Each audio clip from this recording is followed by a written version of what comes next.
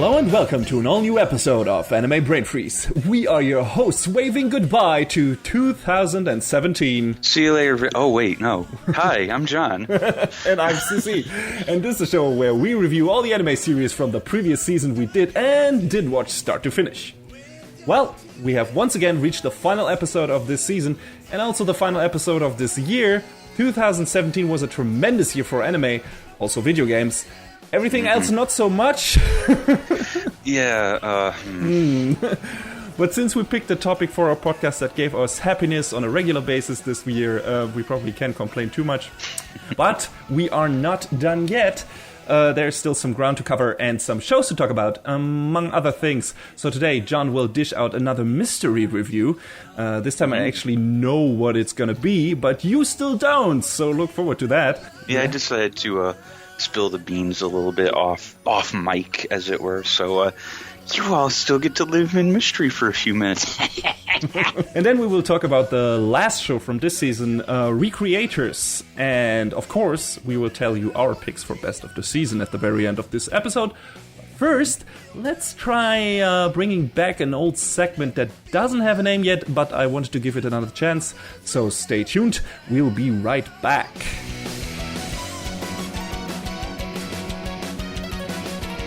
So yeah, here we are in our new, old, something segment that doesn't have a definitive name yet, at least at the time of this recording.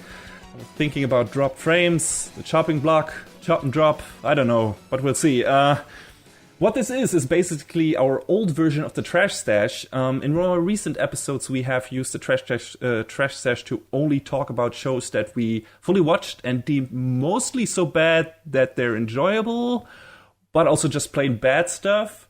But in earlier episodes, we also used Trash Stash to talk about the shows we checked out in the sneak peek, but then dropped after a few episodes for one reason or another. So those among our listeners who are still interested in why we didn't continue watching a certain show, they personally picked up and enjoyed after listening to our sneak peek and wondered, why are they not doing a full review of this? They talked about this in the sneak peek. So this will be the segment at the end of each season where we give those shows their due quickfire style and tell you our reasons for not sticking with them all the way through. So, John, why don't you tell us about all the shows from summer season that you took a look at but dropped on the way? So the first show I want to talk about that I dropped, and we did talk about it at length, but was Knights and Magic. Mm-hmm. Yes. And the long and short that I wrote in my notes about why I dropped it was, hold on, let me just read this very long informational sentence. Fuck Ernesty. Next. I can totally see where you're coming from. Please continue. After that was Kakegurui. Right.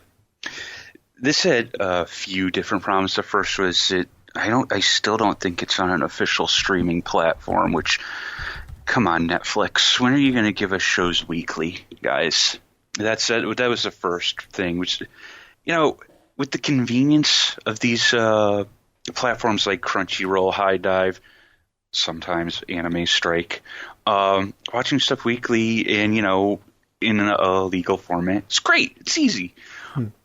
Trying to watch the shows that, you're going to have to wait 4 months to, kind of annoying. So, that was one of the reasons. As far as the show itself is concerned, it had, neat aesthetics. I like the character designs. I love the music. But it doesn't go anywhere. And from everything that the both of us had read, the manga is over 40 chapters in. We still don't know what the hell Yumeko's deal is. So if they haven't gotten that far in 40 chapters of the manga, they're sure not going to get there in 13 episodes of the show, which sort of made me be like, well, why am I still watching this then? Yeah. So I just sort of pushed it off to the side. Yeah, good question. I mean, I dropped out earlier, and but pretty much for the same reasons that you brought up. It's like, I heard that it's not really going anywhere, like you said, and also I had some trouble with not being into gambling and the show not being really good at introducing the rule sets of, of gambling stuff, of the games they were playing, that left me kind of like on the sidelines and wondering, okay, you could always guess that, the main character would win in the end or something, or would pull something out of her sleeve or something. But I couldn't follow the course of the game and where it was going. So that was kind of like, didn't keep me engaged. I think the one thing that I loved the most about it was Saori Hayami's performance as Yumeko, because it's the most off the rails she's gone with any role that she's ever had, and I thought that was great. I loved that. But all things said, you can do without it. Yeah. And the last one that didn't really talk about was Fastest Finger First, which, it seemed like it could have been neat. Just, about this kid who joins this quiz club and he gets brought into the fold with this quiz bowl thing. But it kind of killed it for me. And this is very uncharacteristic of most Japanese voice acting, is that it was kind of rough, man. And it was really taking me out of it. And that's why I just sort of was like, I don't know if I can put aside some of these performances to enjoy this show. Mm. Yeah, I can understand that. I never checked it out, but, sometimes it comes down to the simple things. So, what do you got for us? No, I think I checked out a lot more shows for that season, and thus I also dropped a lot more. So, first one I dropped was Dive. Felt like a wannabe free with less interesting characters and much worse animation, so I dropped it after one episode. That's the long short of it. 18 If, the Gonzo show about a guy changing stuff in the dream world to affect reality. And I just finished a story like that with Persona 5, which blew me away, so I wasn't really looking for another one of those. Hey, you get to look forward to Persona 5 again in April. Yeah, all right. But I watched that because I'm actually interested to hear the main character talk. I still don't get why they didn't do that in that game. Production-wise, I can understand it because it's probably like a lot of, recording voice lines for all of the options in the game. That, but you don't have to do that, Just make him talk in the important scenes. And they sometimes give him, like, small sentences. It's like, why didn't you voice him all the way through? Why didn't you give him a real name? You do so in the manga and in the anime. So why the fuck not in the game? I don't get it. It's kind of weird because I finished... this year, Tales of Exilia 2. And they sort of did the same thing with the main character, Ludger, where they couldn't decide if they wanted him to be a silent protagonist or not. So sometimes he'll have these little quips, and it was like, guys, you can't have both. You got to pick one. Yeah, it makes no sense. Either you make him a complete self-insert character and don't give him a voice at all, and just you are the character. Please voice his lines, or you make him an actual protagonist with a voice and an agenda. Mm-hmm. It's just, Like, they did that well in Persona 4. I have my opinions of Persona 4, but, that was definitely one of the things that they did very well with it. Yeah. It's also, I don't know, I feel like this derives from this weird misconception that if that character has an actual voice and is saying things we wouldn't necessarily, like, say in that way, that we can't, like, empathize with him or her, or, like, can't relate to him or her. And it feels like, why? No. Just because, if it comes to that, I wouldn't be able to play a game with a Japanese main character because, I'm not Japanese, so I don't go to Japanese high school. I don't know how that feels. So that's already, a stopping block there. But that was not a problem for me. So I don't know. It feels like if they want to create a kind of blank slate character for you, they are afraid of giving him or her a voice. Anyway, off that small tangent, as it happens on the show on a regular basis. Anyway, so 18 If was, felt like that kind of story, just not as good presentation-wise. Gonzo kind of lackluster animation didn't help, so again, dropped after one episode. Then we had Altair, A Record of Battles, which was Heroic Legend of Arslan with better animation, but not as cool of a character roster. And it didn't feel distinct enough from that other show to keep going. Action Heroine Cheer Fruits. Too happy-go-lucky slice-of-life stuff for my taste. Not up my alley, so a quick and easy drop. Then we had Welcome to the Ballroom. I had kind of high hopes for this series because it was a production IG show with a sport anime setup and had designs from the Haikyuu anime character designer, a show that I adore. Mostly didn't pick this up again because I read a lot of bad stuff about how it developed down the line. Bad storytelling, asshole main characters, shitty treatment of female characters, not a good introduction to its chosen subject matter, like I just talked about in Kakegurui, which I can't emphasize this enough. It's really important if you want to pull people in your audience who are not familiar with the sport or competition in your show. You have to establish the ground rules. Like, you have to, for example, if you have a sport competition, you have to establish how things are rated, how things, when someone is, performing well, when someone is doing a good job, and you have to give people an idea, how, when people are getting the upper hand, when people are fucking up and stuff like that. And the same goes for gambling and everything. And I feel like both Kakegurui and this show didn't really do a good job at that. So yeah, none of that gave me reason to watch any more of the show, which is kind of a bummer. Yeah. Next one is Katsugeki Token Ranbu. Great looking otome game adaptation by Ufotable, who really know what they're doing when it comes to integrating CG into their shows. The fight scenes were gorgeous. As gorgeous as in Tales of Styria, if not more. But sadly, neither the characters nor the story could hold my interest for longer than a few episodes, so I chopped it and I dropped it. I think I know which name I'm going to stick for this segment. Anyway, next show, Clean Freak Ayama-kun, soccer/comedy anime with one-note gag that gets repeated over and over again in each episode, but doesn't get absurd or varied enough to last longer than a couple of episodes for me. Haven't you heard? Sakamoto did a much better job at this in recent seasons. Again, shame. I had hoped it would find a good balance between the soccer sports anime part and the comedy, but in the end it didn't, in my opinion. So yeah, next one. Centaur's Life. This one is totally on me. I heard a lot of interesting stuff about the show and how it builds a pretty interesting lore around its slice of life architecture, but I just lost sight of it and forgot about it until today. So yeah, that horse got thrown onto the bus by me. My bad.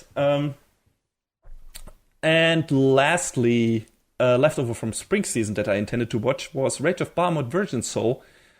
Really liked the first season of that show, of that series, but I waited for the episodes to pile up so I could binge them, and then I heard a lot of bad things about the second half of this new season.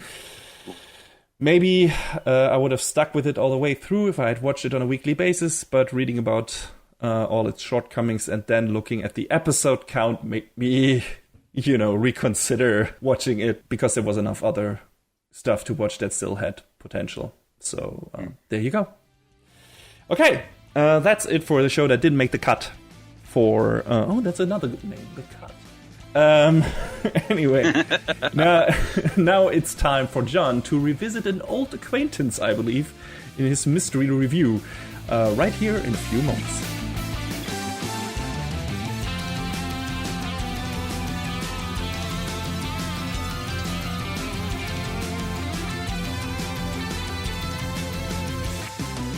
So up first for today is, I guess you could call it an old nemesis of mine. It's a show that I usually go back to when I need a whipping boy, but I wanted to give parts of it another chance. So here I am today before you to talk about Sword Art Online. It pretty much has come to this. I'm going to sort of speak in broad strokes about the show and then not really go into spoilers about the movie. Yes, I voluntarily watched the movie because I'm going to be honest with you, I had to know. It was one of those situations. You know, all those people who went out this summer and watched the Emoji Movie, even though they knew it was going to be bad, they had to know too. Except my opinion is slightly different. And let's say... On the Emoji Movie, do tell. Yes, the Emoji Movie was the smash hit movie of the summer. Masterpiece, 5 out of 5. Just ask Jack's Films on YouTube. Sure. But no, so Sword Art Online was just like this big, hyped up thing, and it hit the anime scene and it exploded. So the first season when it hit, I was like, okay, you know what? I got to see what this is all about. And it turned out to be just this, like, I don't want to say self-insert, but it comes pretty close. Power fantasy. I think that's a better way of wording it. So the first part of the first series starts off with our hero, Kirito, getting trapped inside a virtual reality online game. Boy, we're getting closer and closer to that every day, and it kind of frightens me. Called Sword Art Online. Who'da thunk it? And it's this, like, I don't think it was a beta test. It was like, no, it wasn't a beta test. It was like a limited launch to like 10,000 players. And when it comes time to, you know, log out and go back to the real world, why would you want to do that? Everyone in the game gets stuck inside, and it becomes this giant death game where, in order to survive, you know, everyone has to clear the game. That's the broad strokes. Now, I got to the end of this arc, the Aincrad arc, and I was just like, because it get... Here's the thing. I understand why people would get into Sword Art Online because of the fact that it is, you know, the power fantasy. It's, you know, the big gamer, you know, getting to do awesome things in this awesome world. I don't know if any of you have read Ready Player One, but, you know, it starts to seem a little familiar with this sort of story. But it gets to the end, and somehow there's just like this Deus Ex Machina BS, and hey, look at that! Somehow I've hacked the game, and I have mod powers, and I can beat the creator at his own game for no reason whatsoever, I might add. Yeah, and for that reason, I was kind of like, wow, this show started off, you know, it started off all right, nothing super groundbreaking, but it was engaging.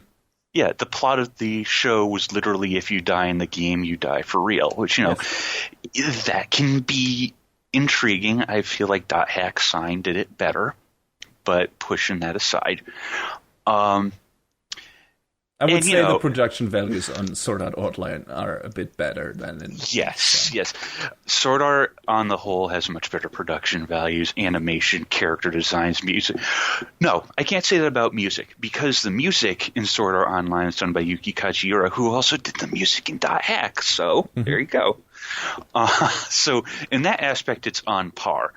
So we get to the end of this first story arc, and I was like, this wasn't really great because it just fell back on the heels of this Deus Ex Machina BS, and I felt really not soured, but a little confused because it felt like they could have built up to it in a different way, you know, instead of hacking through the game and winning that way. Why not go every other, but most other anime or manga story routes? And light novel routes, and be like, you know, the protagonist wins on his own power, not on this borrowed power that he somehow got from the admin. And it's like, yeah, I don't know. I had some, you know, like you had some misgivings about the ending of the first season, but I thought there was some strong stuff in there, like, you know, just talking about the idea of someone dealing with, you know, the people who are his friends in this world, and then them just dying and not being able to escape and everything, and how they handled that was done well enough that it kept me going. And I thought also the where they go into furthering the romance between the two main characters and them actually living together in the game and building a life together, and that I hadn't seen that done before in another game related anime, and I thought that was rather interesting and not too shabby. Yeah, granted they made that work, and that was pretty cool. So, again, there were lots of little things that, I could get on board with, but, when the overarching plot decided to rear its head, it was kind of like, which leads me to talking a little bit about the arc that came immediately after it. Ugh. Fairy Dance is not a good story. Nope. It's not good anything. Okay, so long story short, Kirito beats Heathcliff / Kayaba Akihiko, who is, the big Sword Art Online creator and admin and all this nonsense. I don't quite understand why you would lock yourself in your own death game, but sure, why not? I guess you just want to witness everyone's despair firsthand. Why wouldn't you? So immediately going from that, apparently even after defeating Kayaba, Kirito's girlfriend Asuna is still somehow stuck in the virtual world. And and there's this creep who's like, "Yeah, I'm a marry your girlfriend. Fuck you." Which also, I forgot. I think his reason for that was super dumb. Like, I don't even remember it anymore. But I'm trying to remember the exact details on it, but I think it was basically just because I can do this and you can't, and it didn't help that this character Sugo was super fucking creepy to begin with. Yeah, he was a creep. He was super weak, so to speak. Like, yeah, his motivations were paper thin at best. He was just really a huge creeper. And in the game, he's like, again, he makes himself out to be, the big king of the fairies, Oberon.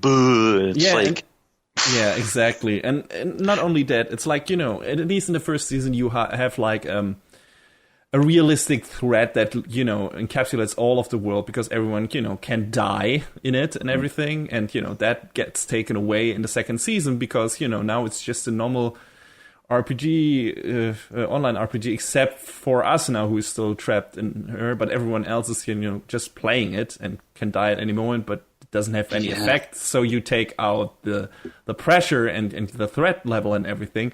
And also, again, Asuna, who was a very, strong and competent character in the first season, is reduced to a fucking damsel role for the entirety of the second season, just sitting in a literal bird's cage to be oogled at by the viewer and the guy who is keeping her captive and can't do anything else.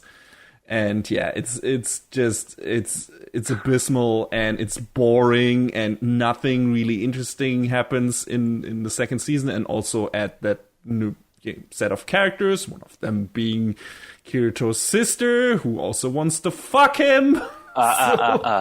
It's his cousin. Right. Yeah, that makes it better. Because of the whole thing that Kirito, his parents died, and he was adopted by his aunt and uncle. And I actually didn't realize, I didn't put two and two together, that Kirigaya isn't his family name, it's Narusaka, which I feel like is something that they glaze over entirely in the show. Well, is it relevant, like, to some parts of the plot? No, but it would at least flesh out the character a little more. Okay, yeah. I really honestly kind of feel that. But weird. When Asuna gets turned into the most literal bird in a cage. That was when I was just like, oh, come on. Is this what you want your character to turn into, Kawahara? Going from being, this relatively interesting, strong female, like, protagonist to help me. Fairy dance is bad, and I was ready to call quits on Sword Art after this. I guess you felt the same. Mm-hmm. So a little under 2 years later came Sword Art Online 2. I think I watched the first 4 episodes of this show and I dropped it, mostly because they're very early on. Kirito gets dragged into this incident where there's this character in another game called Gun Gale, this character Death Gun, who is apparently able to kill people in real life using his gun in the game. So he goes into, Gun Gale to investigate this whole situation. When his avatar is generated, it's very feminine. Mm-hmm. And there's this one girl he meets up with. Her name is Sinon. She's the best character in this arc, by the way. So, yes, definitely. Oh yeah. Not only in the game world, but also like her story overall. I was really surprised how well constructed it was. She basically doesn't really have a whole lot of trust in guys. She has very few male friends, whatever. So Kirito uses his appearance to kind of close the gap between them. And initially I was kind of like, that's kind of disgusting. And that's why I dropped it initially. I went back to it after watching the movie, though, because I wanted to – something compelled me to see the rest of the story play out. Mm-hmm. So I went back to it. Sinon, in real life, is this girl, Shino, and she had a very sort of – how can I say this? Not really a dark past, but a very traumatizing past. She is with her mother in I believe it was in like a bank, and there's guy comes in trying to rob the place, and she wrests the gun away from him in like this big chain of events. I'm sort of omitting details that I don't exactly remember, and it's basically self-defense. She shoots him down, and he's taken out. Everyone in the bank is saved. But, that sort of thing sticks with you. Yeah. No kidding. So all at once, she sort of has this paralyzing fear of guns, which, do you blame her? No. But, she plays Gun Gale as sort of a coping mechanism, A virtual gun is obviously going to feel a lot different than, having an actual cold steel in your hand and you can take someone's life with it. And so the threat of this death gun, I think they sort of played off as being very real for her because of shock and awe of the century, guns kill people. The two of them, Kirito and Sinon, form this unlikely duo to go after this Death Gun character. They get into this tournament, and at first Kirito's trying to do, his lone wolf thing. I'm such a cool guy sort of thing. But this was sort of the start that the movie sort of did this too, but this was sort of the start in the series proper, where I sort of feel like he did a little bit of a turnaround on his character. And I think it was for the better, because he sort of starts to see, hey, I guess I do need other people's help. Fancy that. You can't do everything on your own. You're not Superman. And it's at that point where the focus sort of comes off Kirito, and I think it was necessary after the first series, because, the first series is obviously, it's all about him and being the cool guy, self-insert Gary Stu that I couldn't stand. God damn, I couldn't stand it. But when they sort of pull the focus off him starting in the Gun Gale arc and moving forward after that, I feel like it made him more bearable, to be honest. Definitely. I don't know if I would consider... probably I would consider Gun Gale... Wrong game. Gun Gale, the strongest arc of, at least of the ones I've seen. I haven't seen the last one, so it's kind of, I wouldn't say it's the season's downfall that they give away the bad guy in the opening animation. Yeah, about that. Which they do. I mean, it probably would have been super obvious without that, but it's like right from the get-go, you could have tried to make this a bigger mystery. But it still works, regardless. Like it's like I said, it's a good arc for the new main character and everything, and it's a cool setting. There's an imminent threat again, because you don't know how a death gun kills his victims in the real world, how that actually works, which is part of the actual mystery. Mm-hmm. And the identity is not necessarily as relevant, at least not in the beginning. And, that's so... Yeah, I think of all the stuff that I've watched from Sword Art Online, I liked the Gun Gale arc the most. Yeah, I mean, the mystery behind how Death Gun pulls off the murders, I feel like was surprisingly compelling and interesting, because it wasn't just, you die in the game, you die for real. Because honestly, they could have easily fallen back on that, but it would have been far less believable, and it would have really dragged the whole thing down if that's what it came down to. Just, I don't know how we're going to have them die in real life. Throw your hands up in the air. Oh, they get shot in the game. They die. No. And I'm glad they didn't go that route, because this made it more interesting, and it made it, frankly, a bit more believable. Yeah. So, yeah, I actually really...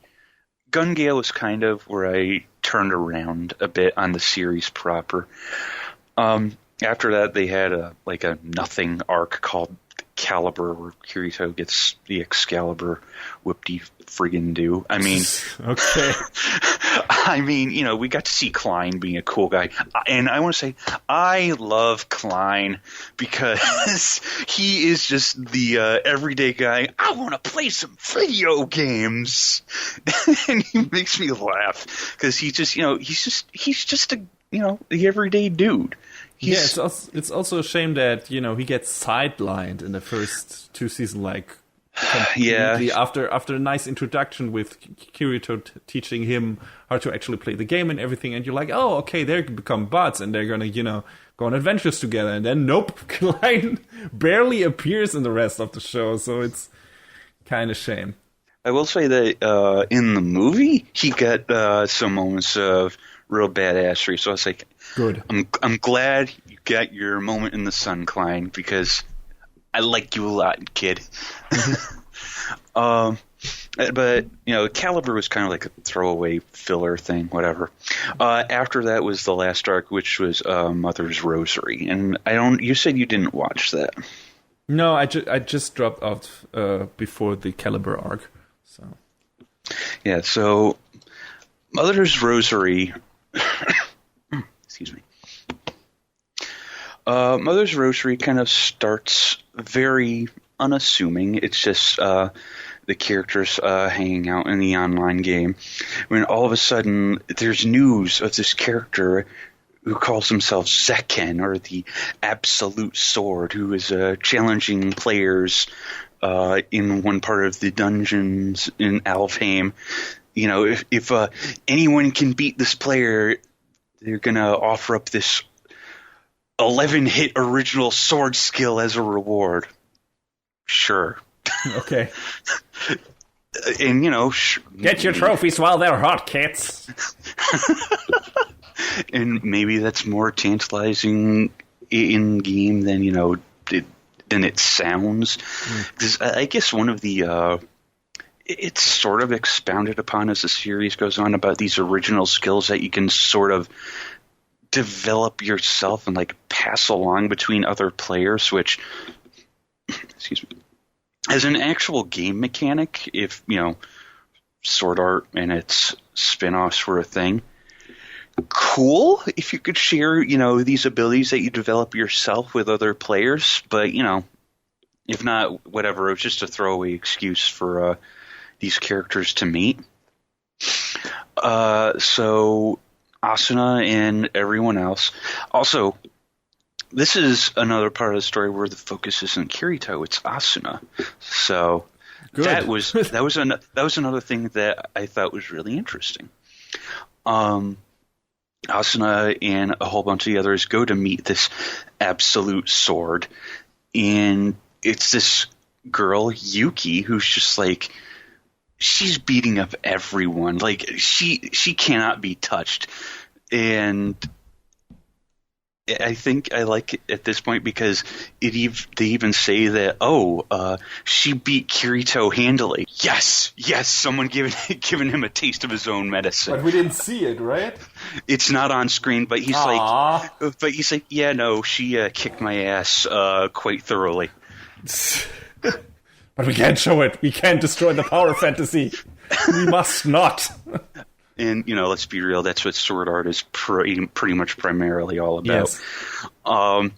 So Asuna challenges Yuki, and it sort of ends up being a draw, but Yuki's like, you're the first person to push me this far, and she takes her and introduces her to her guild called the Sleeping Knights. And these Sleeping Knights are, it's a small guild, consists of 6 players that, have gone from game to game, and this was basically the one that they settled upon. And we sort of find out as time has gone on that the Sleeping Knights are all people who have, become sick or hospitalized at some point in their lives. And Yuki, we come to find out, she basically has been using these virtual games as sort of a form of palliative care because she is very much not going to last very long. So Asuna and Yuki form this like really strong bond, and I feel like it's probably one of the most meaningful relationships that we see in the series. I don't know, something about, well, it's not something, there's something very pointed that I was able to draw a parallel in my own life too. But this particular arc, I feel like, was the strongest one to date because it felt real, man. This bond between these characters that, one of them is not long for this world, but she wants to make the most of her, experience with these friends that she's, never going to have again. And it was really poignant, I feel like. Sounds really sweet and touching. Did they like spend enough time on, believably developing that bond, like, making you believe, okay, they didn't just, meet now and now they have to say goodbye and are very emotional about it, but does this show like make you feel like they spend enough time together to make their bond feel relevant?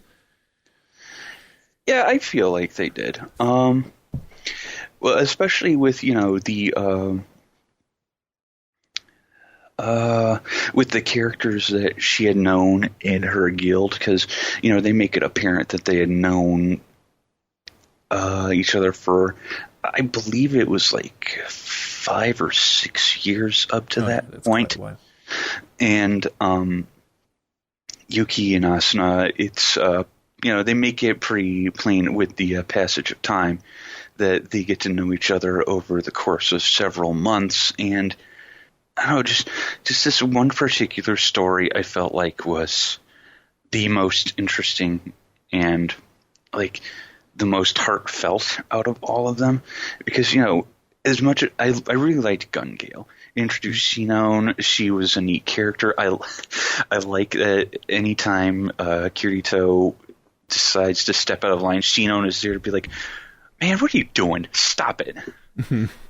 Which, if we have someone who's actually calling him out on his shit, you're okay by me.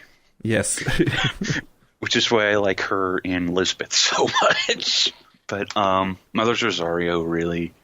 I really hit home for you. Yeah, it hit home because, without going too far into details, I had a similar sort of friendship with a friend who I didn't play Final Fantasy XIV with him, but because we were never on the same server at the same time, but we talked a lot about it. So, but yeah, I feel like out of the series proper, that was probably my favorite arc. And, like I said, we start to move into these other character stories that were just infinitely more interesting than Kirito the badass. And I feel like, that was definitely what it needed.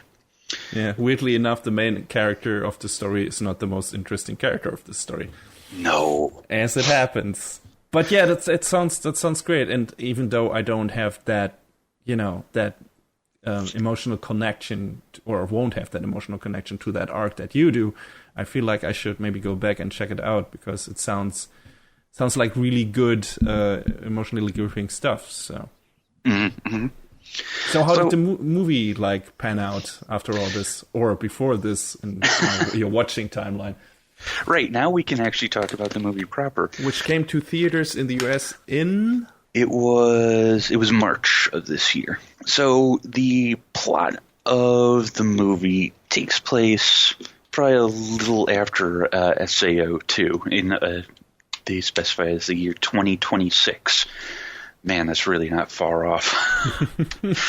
So this is 4 years after the Aincrad incident. So, just again, giving it a frame of reference for the series as a whole, which, I appreciate they did that. Okay, but it's set, entirely after the all seasons of the series. Right. So far. Okay. So, in time 4 years after the Aincrad incident, there's this new type of technology. It's this gear called an Augma that when you wear it, you can engage in these augmented reality games. The most prominent one is called Ordinal Scale. Wouldn't you know it? So Kirito is kind of initially resistant to the idea of using AR for gaming. And I gotta be honest, I sort of like this point a lot, because she's like, man, AR is just I'd rather stick with VR. It sounds like a gamer stuck in his ways. And I thought that was actually probably one of the best things about him in the movie. It at least made me chuckle. Also, I mean, depending on your physique, that is a good enough reason, because you might not be able to pull off the feats in AR that you are in strictly VR, like in the video game world. You know what's great is they actually bring that up. Good. Because Kirito's like, oh, I'm so good in the virtual world. I can't do it in real life. Yeah, understandably so. Neither would either of us, I assume. Oh, yeah. So, there you go. But yeah. But, that makes me wonder. I assume there are action scenes in this movie. So there are lots of action scenes. I mean, are they going all out over the top? And if so, how do they justify character being able to jump 20 feet in the air and, delivering super attacks and stuff like that? Don't worry about that part. Okay. No, but they actually show Kirito trying to condition himself a bit to be able to play the game a bit more readily, which, again, I appreciate the fact that, they didn't just have him all of a sudden be like, I can suddenly do the thing, which was, again, would be like, come on, guys. Would be true to form, though. I mean, it would, but it would still be equally stupid. Yes. So, anyway, Asuna and all of the others take it upon themselves to try this game out. And, you know, they have a grand old time. Yeah, it's an AR MMO. I mean, can you call it... Now I'm thinking about it. Can you call it an MMO, like an online game, if it's in real life? Well, considering that they're maybe still connected online in terms of user database and everything, maybe. But That's true. Probably, if that thing really existed and would come to, you know, exist in real world, that people would create a new term for it. Yeah. So time moves forward, and one day, you know, the people who run the game, all of a sudden are like, "Hey, we're going to take data from Sword Art Online and add it into ordinal scale." All right. So, you know, here's the thing, though. You know, that gives the SAO survivors the edge up because they know what to expect. So oops. But when players, from that point forward, when players are getting defeated in game, they seem to begin losing their memories, in particular the SAO survivors and their memories of their time in Aincrad, which, depending on how you view it, might be good or bad, you know, from whatever perspective you're looking at it, be it from your outside looking in or as one of the characters taking part in this story. And they kind of painted up that they could be either way, really. So it's hard to put a singular perspective on that. But obviously there is something up with the Ogma, and there's something afoot with ordinal scale. So it's up to our crew to get to the bottom of it. So again, we had the crew at A1 Pictures animating this, and my God, when you give A1 Pictures a movie budget, this movie, as far as animation goes, phenomenal. Like, I was completely enamored from beginning to end watching it because it was just a spectacle. I don't know how many of A1's movies you've watched in recent times. This is the only one that I can think that I've watched in the past few years. I would have to look it up. I haven't watched that many anime movies in recent years, and I don't remember offhand who were the production studios responsible for it. So, come to think of it, probably only Mamoru Hosoda movies, and I don't know what production company is responsible for his stuff. So there you go. But yeah, I liked this movie more than I thought I would. I went into it thinking it's going to be Sword Art. It's going to be whatever, garbage, trash. And I mean, there's some parts of the movie that you kind of have to check out a bit because there are some strange plot holes. And since this movie is still fresh from this year, I don't want to go too deep into spoilers or at all, to be honest. But going back to what we were saying about, you know, the character development and the shift in focus from certain characters to other ones, you know, again, Kirito has become more sufferable. I like that they put, you know, the spotlight on other characters. Like, you know, again, this is another story that centers very heavily around Asuna, which, you know, again, I appreciate the fact that, you know, they seem to have decided to, after Alfheim, walk back. It seems like an apology, really, for like, hey, you know, yeah, sure sounds like it. Sorry, we made everyone's waifu this loser for like half of the series, because every you look at any modern top list of, you know, favorite female characters, you know who's going to be there. It's going to be Asuna. Like I said, I went to this sort of not expecting much out of it, and I got more than nothing out of it, man. And it's what spurred me to go back and try watching the rest of SAO too. And I feel like I haven't done, and I want everyone to understand that I haven't done a complete 180 on my opinion of Sword Art because I have been very staunch in my opinion of it. But I feel like as the series has gone on, it has gained a modicum of being a better story and better series because of the fact that, it has changed focus. It has, just become more interesting with these other stories. And I don't know, it makes it sound like I'm walking back my opinion. No, really. No. But I will also not forgive Sword Art for its incredibly stupid plot conveniences and Deus Ex Machina and Kirito as a whole from the first series, because fucking A.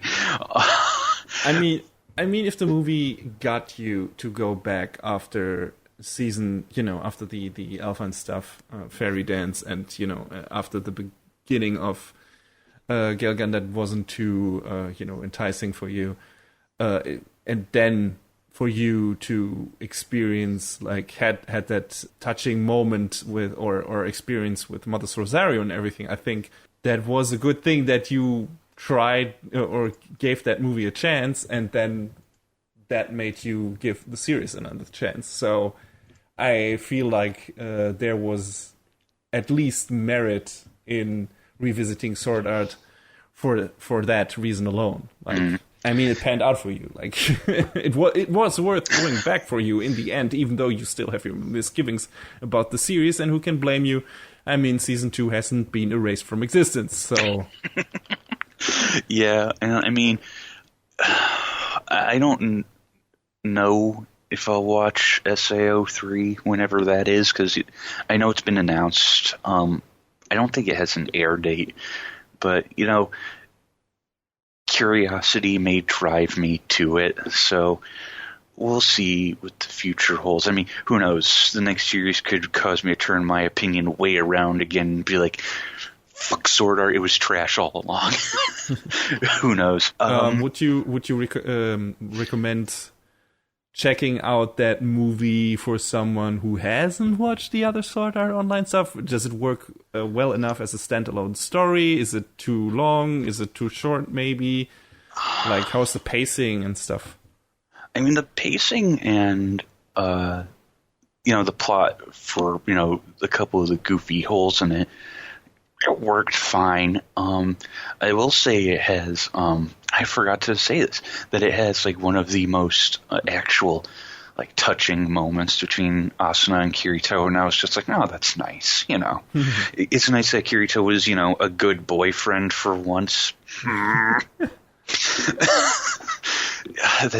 That's another thing I didn't touch on, because that's one thing that really sort of annoyed me about him, is even though he doesn't fool around with other girls explicitly, it's obvious that, there is this harem being built around him, there's characters like Sino and Lisbeth and Asuna who do openly call him on it, and I was like, every time they get on him for that, it's like, oh shit, bro, you fucked up.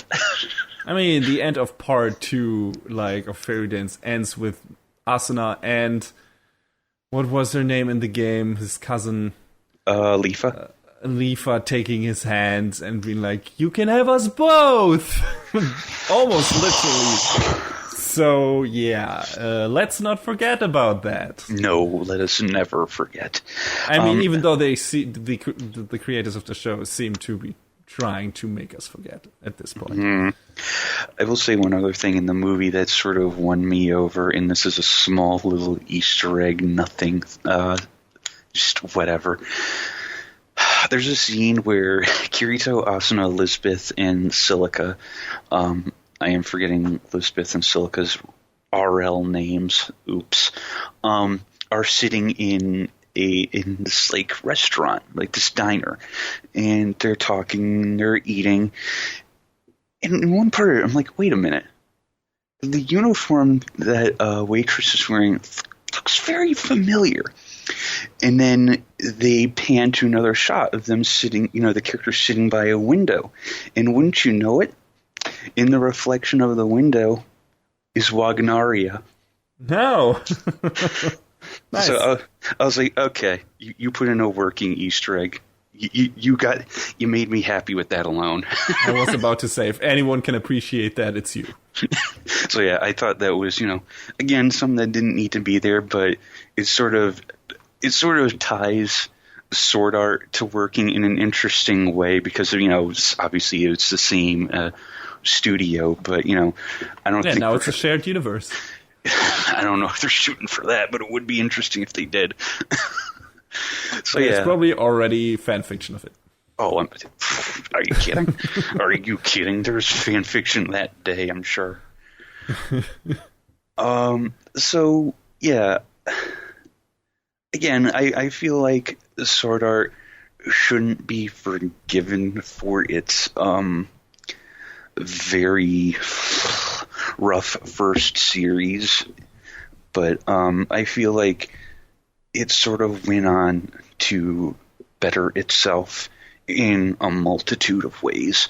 The thing is, nothing after the first series really stands on its own, so you kind of need the setup of at least the Aincrad arc to really get what's going on after that. I mean, I guess you could as a whole skip you could just skip the fairy dance arc, but I mean, as a new character introduced in there, it's kind of important. Yeah, but not really.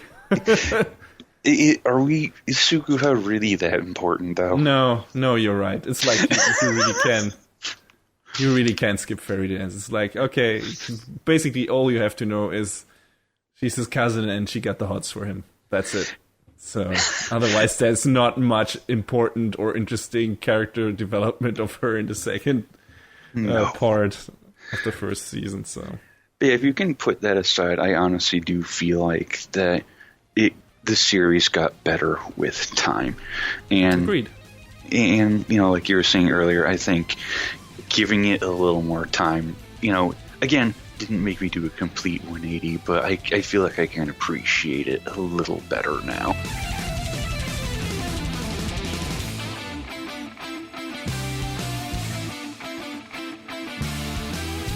Sota Mizushino, a young high school student, passionate anime and manga fan, and also aspiring light novelist, is one evening watching one of his favorite fantasy anime, Elemental Symphony of Vogelchevalier, on his tablet.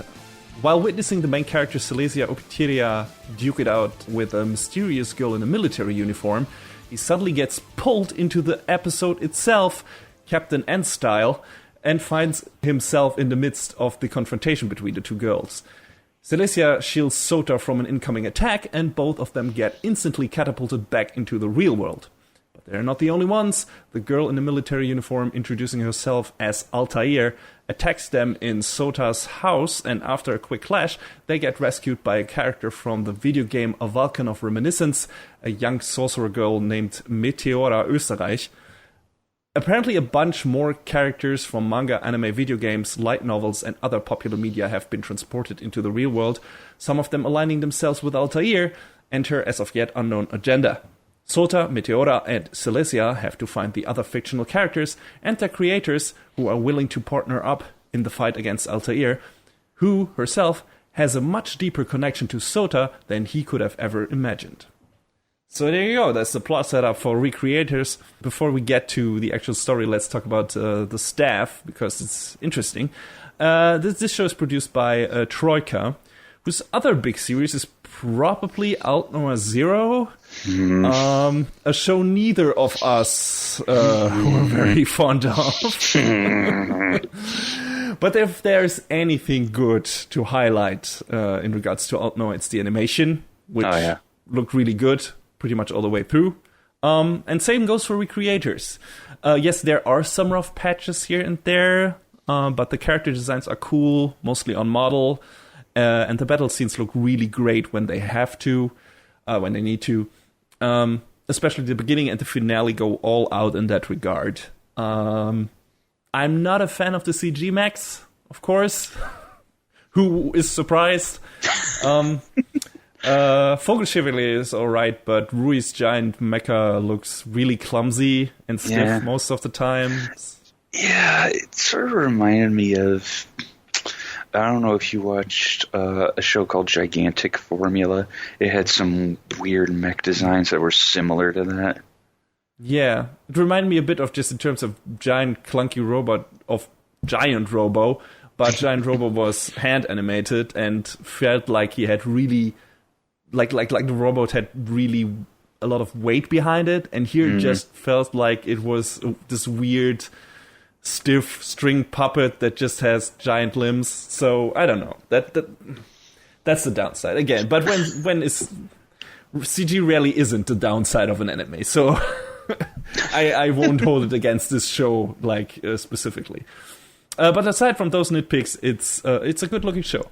So this show is the baby of Aoki and Rei Hiroe, both responsible for the series composition, writing the scripts for most of its episodes, and Aoki also directed this series. Among his credits is being the director of the aforementioned Alt Noir Zero, which was more of a failure story-wise than in terms of direction. Like I said, action in that show looked good, animation too, so I don't know how much input he had on the story department, so I won't begrudge him for that at this moment. But his other big director credit is Fate Zero, a series we both like, and I think might consider the best Fate-related anime up to this point, period. At least I do. I don't know how you feel about it. Oh, definitely. I mentioned this the last time when we were talking about Symphogear. If someone asked me a list of essential anime to watch, Fate Zero is another one on that list. There you go. For me too. And it feels like it works enough as a standalone thing that it doesn't feel like you have to watch the other Fate stuff to understand what it's about and to understand the themes and what it's trying to say and everything. So I really appreciated that about the show, and also the writing. Urobuchi, did a good job. But yeah, if you've watched Fate Zero, you know that Aoki knows how to make episodes that basically consist entirely of people sitting in a room and talking about fictional concepts, look interesting and not feel boring. Fate Zero had a lot of that, and I love those scenes. For example, where Saber, Rider, and Archer sit around a campfire talking about their understanding of what it means to be a king. Absolutely love that scene and its direction. And, of course, the fights in Fate Zero look ridiculously good as well. Now, the fights in Recreators never reached those heights, but then again, Troika is no UFO table and wasn't, running on Fate Unlimited budget works. So that Type Moon money, man. Yeah, exactly. It has, however, just as much talking, and few exceptions aside, those dialogue scenes are framed really well. But let's not forget about the other very important part of the creators of this show, Rei Hiroe. He has only one big name in its credits, but boy, is it a powerhouse. He is the original creator of Black Lagoon, which is, without question, one of my favorite anime of all time. So I already liked the first episode because of the setup and characters, but then I heard that this was the result of a team-up between those two guys, and I'm immediately fully invested in this thing. All the way. Yeah, okay, sign me up. I'm in. And of course, they one-upped themselves by giving the soundtrack to composer Hiroyuki Sawano, who's also one of my all-time faves at this point. So yeah, the crew alone was reason enough to have high hopes for this show. And I'm happy to say that they have mostly not only been met, but also exceeded. I don't know, Joan, did you have any specific voice actor that was standing out to you where you were like, oh, okay, this show is an all-star selection for me too in that regard? Or Jesus, there were so many people in this show, Sota. Oh yeah, it's a giant cast. Was voiced by Daiki Yamashita, who we know is best from My Hero Academia as Deku, and it was. I understand, actors and actresses got their profession due to being flexible and adaptable, but going from being the loud, boisterous Deku to the very much quieter Sota is that range, man, I love that. I love, when voice actors are able to put on that range. Like I mentioned earlier with Sari Hayami, going from being, very quiet to very loud, and in the first episode of Kakegurui, just Kakegurui my soul, and it's like and making it believable, and enjoyable. That's not a small feat. You have to be good at doing that. I really liked the voice cast in this too. So, Recreators went places with its story and characters I did not see coming. It gave me many surprises, many emotions, and an ending that couldn't have left me more satisfied. Quick heads up, there might be a small spoiler section at the end, because I want to talk about at least one of the characters in depth. But I'll put a timestamp in the episode description so you can skip that part if you want to. Also, this might become a more common thing for shows that both John and I watched, because we can't spoil it for each other anymore, and you guys will be able to skip it. So yeah, that gives us the chance to talk maybe a bit in depth about certain aspects of certain shows. So yeah, what really worked for me in Recreators was how well its world is crafted from the get-go. Of course, there's a lot of exposition to set up certain rules, mostly delivered by Meteora, because that was also her job in the game she's from. But it rarely gets overbearing or hard to follow, so it didn't bother me that much. In the beginning, there's like a long monologue in the second episode or something where it's like, ooh, God, is this show like gonna be all that? But I got used to it pretty fast, and it isn't as glaring in the coming episodes as it is in that single moment, I would say. How do you feel about that? Or did you feel about that? I sort of feel like, they did front load it with exposition, but they sort of balanced it out after that. I sort of feel like, I don't know, I don't have too much of a problem with expository stuff so long as, it's relevant. I think the best thing I can think of is if you've ever read a book by Tolkien, his the world of The Hobbit and The Lord of the Rings is huge and expansive and super detailed. The problem with the books is Tolkien goes off on these expository tangents that have literally nothing to do with the story at hand, and that's part of the reason why I've never read any of the Lord of the Rings books. I read The Hobbit, and I can't tell you how many times I fell asleep trying to read that book. And that's a child's book, kind of. So, or at least it's, it's conceptually, it's that.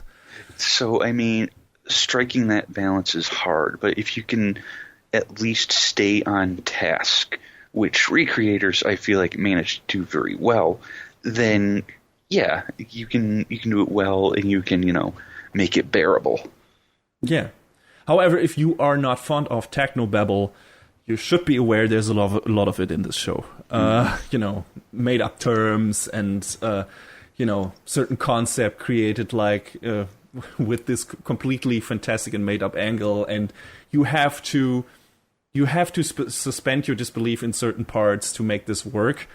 But I think the show gives you an easy way out and a believable enough scenario to make this work.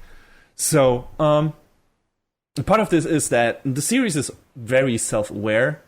It's regularly poking fun, deconstructing, and subverting a lot of the tropes and rule sets we are used to from other anime.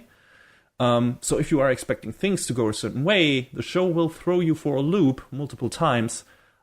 For example, and this is not a big spoiler, but from a certain point on, the government gets involved, and instead of being a threat to the characters, everyone is actually working together and coming up with a plan to stop Altair, which was really refreshing for me. Yeah, that was nice. Yeah, not everyone butting heads, but listen, no, everyone sitting at a fucking table, and these fictional fucking manga and anime characters sitting there, as soon as no, we have to make a plan to stop that fucking superpower evil person. And and then the minister sitting and just chiming in and talking about these weird fictional concepts and people from another world, and like trying to like reasonably come up with a plan that works. And it was such a weird and I don't know, cool scene. Like, okay, how would if this actually happened? Like think about it. Think something like ludicrous like did actually happen, or what? Would they really would everyone attack them, or would they really try to, if they're intelligent people, make this work somehow? And how would that sound? How would that look? And I think the show does a really good job at like tackling that that crazy idea and that crazy setup. So yeah, I really appreciate that part. Also, the show talks a lot about how the characters feel about being fictional creations and their feelings on meeting their creators. And the feelings of these creators about the characters and their art and the trials and tribulations this profession entails. So ultimately, this show is really about the process of creating something and what this means for all the different characters in the show, how it affects the world around them, and so on. And I just love the things the show had to say about that topic and how varied and interesting the many different approaches were it used to tackle that subject. How did you feel about that part of the show, John? I mean, I like how it was interesting at first that there's this sort of reverence for their creators. These are the gods of our respective worlds, when it's like, no, I mean, well, in a manner of speaking, yes, but no, they're really not. They come to meet, get to know them as the people for who they are, and as much as, like, for instance, with Blitz, he, takes issues with his creator's story, but, he's not the only one. Yes, but, it was the first one of the characters that popped into my head that, but, characters sort of come to understand that it is part of, their life story that is being, played out for them. And, and you can't have, your own life story, whether it's fictional or real, without some modicum or semblance of conflict. So, Yeah, that's one part of it. And, all the characters that are aligned with Altair in some respect or another have their own motives for, joining the fight, but a lot of them are not content with the world their creators created for them and put them into for one reason or another. Mostly it relates to tragedy and personal loss and everything. And, each of them handles the confrontation with their respective creator differently, and the conclusion they draw from that confrontation and everything, and that's all of that super interesting stuff. I really liked it. One moment I also want to highlight in this regard is where an entire confrontation between two characters that has been long built up in the show gets resolved in an instant by a character spoiling a future story development from his series that he learned from his creator. That moment not only made me laugh out loud, but it was also such a clever way to quickly wrap up and make fun of a super cliche shonen story trope, and I just loved it. That was amazing. It was the way the show framed that, the way the show, used that as a conclusion for a certain arc, and the way it made fun of that, and the reaction of, the several people, and fantastic moment in the show. I just loved it. I thought that was super ingenious, really good stuff. The show also manages to do the nigh impossible magic trick of giving us an interesting recap episode. Yes. Do you want to talk about that? Okay, so one of the shows I've been watching this series is Yu-Gi-Oh! Vrains. It's 32 episodes in, and it's already had 2 recap episodes. That's a shame. Recap episodes are, I don't know if I should say necessary evil, because if you've been following along with a show, why do you need them? But I will say that they had fun. A lot of fun with this recap episode. I remember I said to you, hey, Cece, this next episode is a recap episode. And you were like, ah. And I was like, but you need to watch it. Oh, yeah. And you were right. I mean, Meteora not only breaks, but shatters the fourth wall in that one and puts her own spin on the story so far. And I really, really enjoy what they did with that. Again, very much self-aware. She is not the most reliable narrator, let's say. No, not really. At least at that point. You feel already in that part, you feel that she wants to tell her own story, which also links back, to other parts of the show, but we'll get to that. Now, I personally loved all of the characters, but I could see some people complaining that Sota aside, we don't learn enough about their background stories to make them interesting and relatable enough. But then again, this is a series populated with certain character archetypes we have seen before, and subverting those archetypes, or at least playing around with our perception of them. So we have seen a Celestia, who is the straightforward, optimistic heroine of many light novel, fantasy, whatever anime. We have seen Alisteria, she's basically female guts. We have seen Rui, who is a less annoying fusion of Shinji Ikari and Amuro, I would say. Yuya could be from a season of JoJo's Bizarre Adventure, and so on. So we don't really need their origins or background stories, because to some extent we know those already, because we have seen those characters many times already. What is more interesting, and what the show thankfully spends most of its time on, is seeing these characters get thrown in a different scenario, so the real world, become self-aware and confront their own character and story archetypes and tropes and react to them in different ways.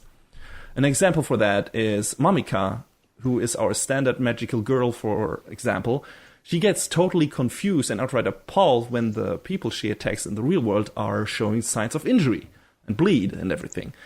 Because she's from a classic magical girl show, and that explicit stuff like this, that wouldn't normally happen in her universe. And that makes her ponder on her motives, reflect on her past life, and question Altair's agenda and everything.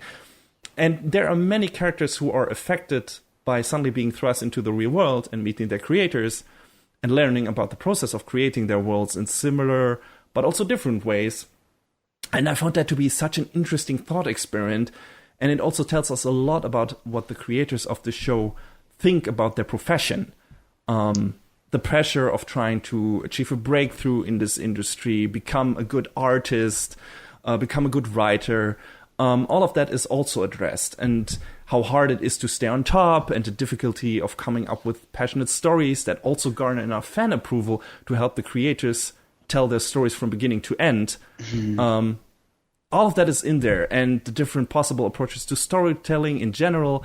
All of that was super interesting, insightful, and engaging to me. Like, I was really, really surprised, how many moments, in that show resonated with me on a level where it's like, oh yeah, I can totally see where that character is coming from. And I was watching it with a friend of mine who was also drawing stuff and drew a lot on occasion, but kind of dropped off it. And when there's one of the characters talking about the problem, being self-conscious about, about their own art and about drawing stuff and trying to stay in training and everything, and he was like, oh my god, that feels so real. I've been there. I have felt this. I have felt this way. I felt like this character feels. And it's super cool that this show is directly speaking to people who have tried to create something and dropped off at a certain point, or had difficulties pulling through or bringing up enough motivation to keep on going on that path. And yeah, that felt like good, real stuff. It felt like the creators of the show were telling us about, parts of their own life and their own, their own history of creating stuff and their issues and difficulties with it. And it was that felt really, really interesting and good. So, yeah. I also love that Sota is a very flawed protagonist who has to come to terms with certain things he did and has to take responsibility for it. I think the show did that really well. Now, where the show falters a bit is its pacing, because it's really uneven. We get a few quick fights in the beginning, and then a lot of talking and constructing a battle plan and setting that into motion. And then in the last third, we basically get a giant-ass battle royale that lasts a bit too long for its own good, I would say. I mean, there are enough twists and cool moments thrown in there to keep things interesting, but I feel it would have served the show better if they spread both aspects of the show out a bit more evenly. What do you think, John? Yeah, I mean, there was a lot of that, like we were saying, a lot of like planning and talking, but you know, obviously it wasn't without purpose, but trying to get to it kind of cut both ways, trying to get to the action and then how long parts of the action took to play out seemed it seemed uneven on both ends. It's hard to say whether or not it's hard to say if the fault landed on one side or the other. There was another show that probably talk more about later on that I dropped this season that sort of did the same thing where it had like so much setup in the beginning, and I ended up dropping it because I was like, what is the payoff? When is the payoff? And I just, but something about this show really, in spite of all of that, it kept me engaged and interested through to the end. So it's hard for me to say, obviously it had its issues, but you wanted to see where it would all lead in the end and how the conflict would be resolved and, pretty when the much. characters would end up and everything. Because it did have compelling characters, Yes. I should say their interactions were compelling. Yes, exactly. Like having these characters from different worlds who are constructed by completely different creators come together, interact in our world, or have to interact in our world, have to interact with their makers, so to speak, and evolving from that and developing from that. That is one of the most interesting aspects of the show, aside from the underlying theme of what is it like to create shit. And yeah, I think the show did realize that really well, and that's probably the most engaging thing, aside from all, the fancy action fireworks stuff that happens, too. Aside from those nitpicks about the pacing and everything, I think I haven't walked away that satisfied from an anime in a long time. I loved everything the show had to say, did, and tried to do. It's not perfect by any means. Sometimes even messy, but I wholeheartedly recommend it to anyone who likes anime, or any of the other types of media touched on in this show, and who knows their genres and trappings and is willing to look at them in a different way. But if you don't have to add any more, John, any non-spoilerly stuff, I want to say let's move into the spoiler section to quickly talk about some aspects of the show in depth. Sure, go for it. All right. Like I said, for all of you who don't want to know anything about the ending of the show or its main antagonist, you can skip ahead a few minutes to our best of the season section. Can find the timestamps in the episode description. So, John, who do you think is the main character of Recreators? Ooh. I don't feel like, now that you're making me think about it, I don't feel like it has a singular main character. Yeah, that's a good point. I mean, we get to know Sota first and foremost, yes, but he sort of gets caught up in the middle of this story. Yeah, and his background story is more relevant than his actions. I would say the show makes you believe in the beginning the main characters are gonna be Sota and Celestia, because they would be your standard pairing in a normal show of that kind. But we both know what happens to Celestia, and Sota is not really proactive enough until the very end to be a vital part of the rest of the story. Yeah.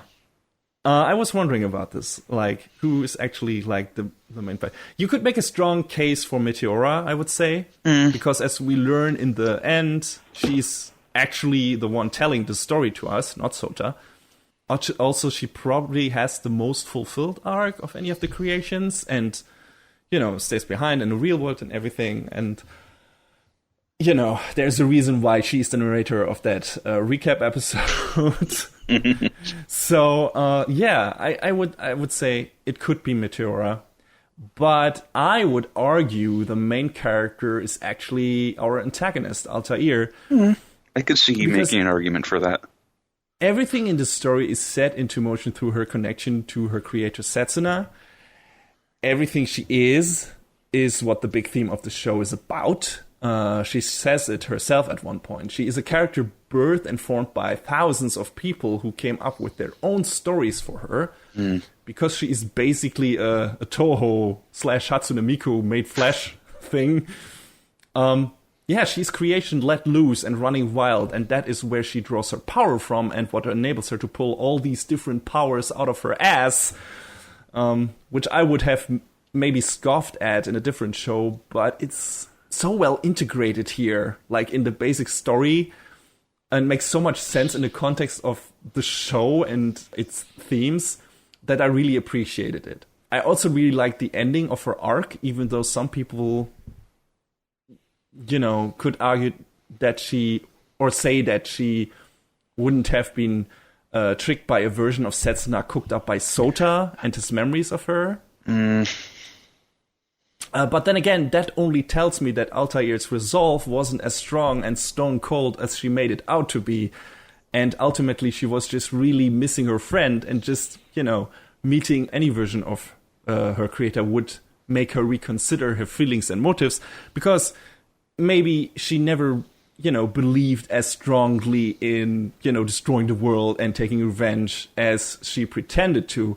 She just needed her own doubts that were already there, repeated to her in the voice of her creator, to come to gripes with them. And that's why I can accept this cheat, kinda. Because it feels like it makes sense when you think about the actual motivation of that character and where she is coming from. I don't know how you felt about that.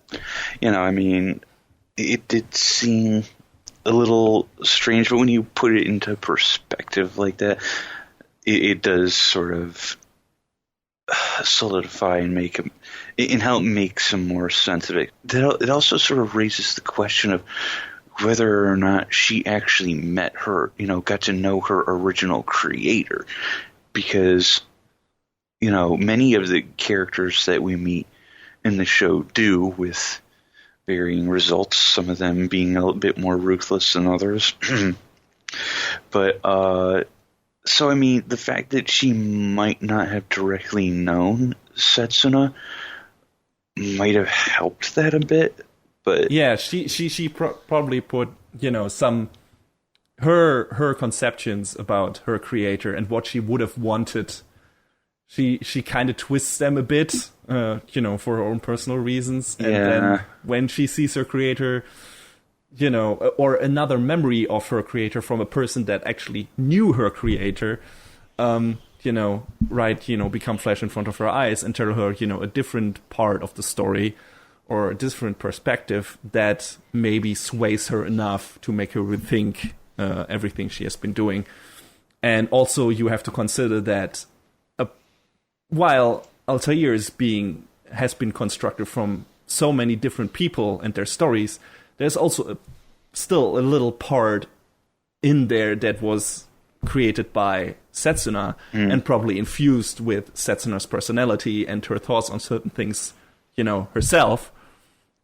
And that was also maybe something that got, I don't know, reactivated, reaffirmed by confronting another version of herself who was not, you know, this angry fragment of Setsuna, but, you know, the more hopeful, more, you know, optimistic, positive person that Sota met for a while.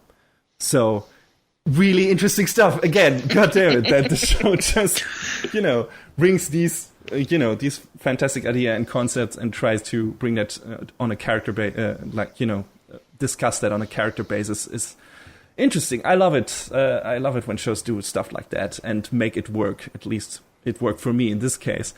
And also that final scene between Altair and Setsunor was so emotional and touching and well directed. I thought it was great. Good stuff. And Mommy Kind and Hysteria get to be together again in a crossover movie. that got me good, man. Yeah, me too. I was so happy when I saw that small teaser poster in that throwaway scene at the end of the show. I was really, really happy because those two deserve it, and that they got this kind of happy. And I really appreciated that. All right, I think with that, it's finally time for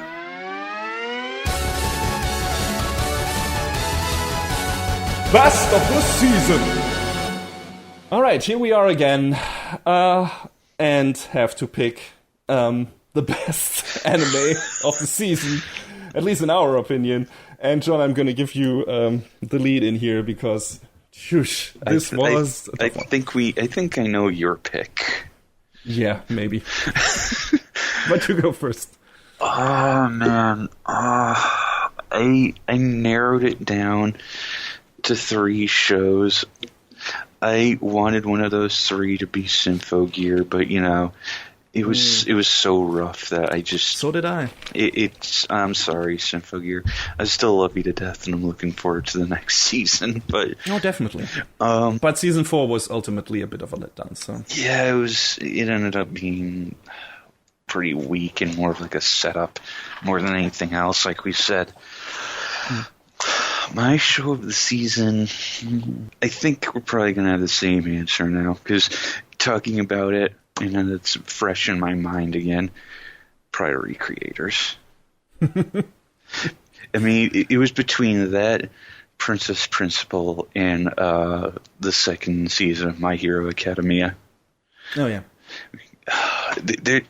Just how realized and fleshed out the relationships between the characters and recreators was, I think, sort of elevated it above the others. Like, you have these friendships in Hiroaka that, they're neat, seeing these characters play off of one another, and they're all very likable and interesting, but it doesn't feel as deep or well realized as Recreators is. And that's not a knock on on Hiroaka, because it's great. I love it. It's a great action show. But it's maybe a step or 2 off from being what Recreators ended up being. I don't know how you feel. Well, I think you probably have the same choice, but... Well, there's only one word to appropriately describe my feelings on the process of deciding what to pick as my favorite show this season. Oh. Fuck! God, this was such a good season and tough choice. Yeah, like you said, we had two great leftovers with Hero Academia and Recreators, mainly good newcomers with Princess Principal and Symphogear, and the fantastic Made in Abyss for me too. Like you, I narrowed it down to Hero Academia and Made in Abyss and Recreators. Honestly, it could have been all 3 of those, but if I have to decide on one, I decided against Hero Academia because it will come up in future reviews, because season 3 has already been announced at the same, and the same goes for Made in Abyss. Of all the candidates, Made in Abyss probably hit me the hardest on an emotional level. But it will also get a second season, and I heard the next arc might be the best in the manga up to this point, so I'm sure it will have another step at the top spot. And in regards to Hero Academia, like I said, it's getting another season 2, and that's why mostly I was like, okay, I get to talk about this again. And I really enjoyed that, but some of the thing, and I thought season 2 was a huge step up compared to season 1 of Hero Academia, which I already liked a lot. But, some of the themes that we're touching on, some of the some of the characters that they will continue to develop, got some interesting backgrounds and everything. So fantastic. That could have been, in any other season, that would have been my top pick. Same goes for Made in Abyss. But for some reason, those three shows had to clash. And I had to pick, of course, Recreators as my pick for best of the season, for best of summer season 2017, even though it's technically a spring leftover. I mean, I just told you about all the many reasons why I really like that show a lot. And it's an anime original with a concluded story that doesn't have much room for sequels, so it belongs here at the top spot. All the interesting stuff about, being a creator, of producing, creating stuff, of being creative, of all the interesting stuff it had to say about its characters, and how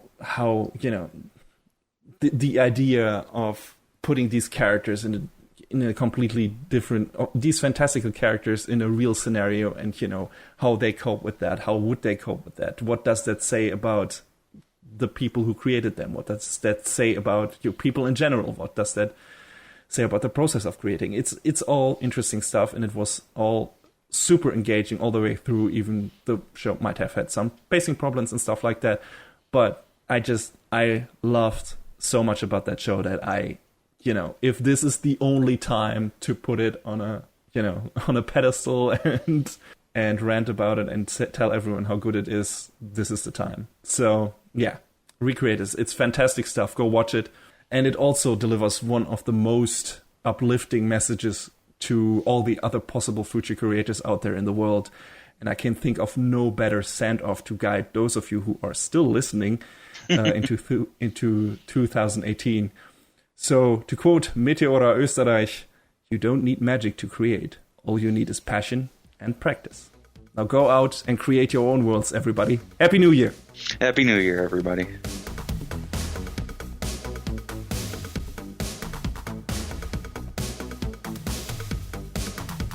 And that is a wrap on the 43rd episode of Anime Brain Freeze. All the music in our show is from the Double Dragon Neon soundtrack by the amazing Jake Kaufman. Please go to vrt.bandcamp.com and check out his awesome work.